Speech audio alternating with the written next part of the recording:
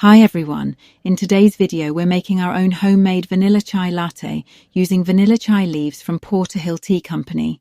We ordered the tea online and it arrived in this really cute paper box. Inside everything was delicately packaged with a thank you card and even a little gift of creamy Earl Grey tea, which we were pretty excited about. But the star of today is the vanilla chai. It comes in a brown paper pouch with a clear window where you can see the tea blend. According to the pack, it's a mix of black tea, ginger, cinnamon, cardamom, pepper, clove, nutmeg, with the origin listed as India and Sri Lanka. The smell is amazing. The vanilla comes through beautifully with a warm, spicy aroma. Another nice touch, there's a QR code on the back that takes you to a brew guide, and the best before date is even handwritten. It says the pack was hand-packed by Tim while listening to Andrew Bird.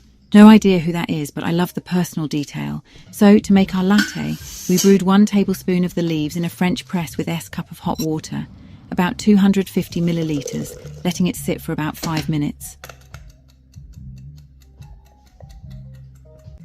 While that brewed, we prepped the milk for our ground coffee maker, using fresh milk for frothing.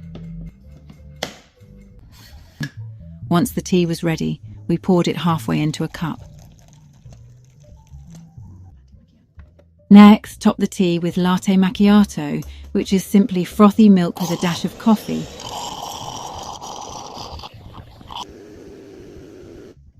The drink is pretty ready. Sprinkle some ground cinnamon on top, give it a quick stir, and there you have it. The result? Absolutely delicious, smooth, spicy, and perfectly cozy. Of course, you can adjust the strength of the chai or coffee to your taste. That was our first try, and we'll definitely be trying it again. Thanks for watching, and let us know what you think about this method.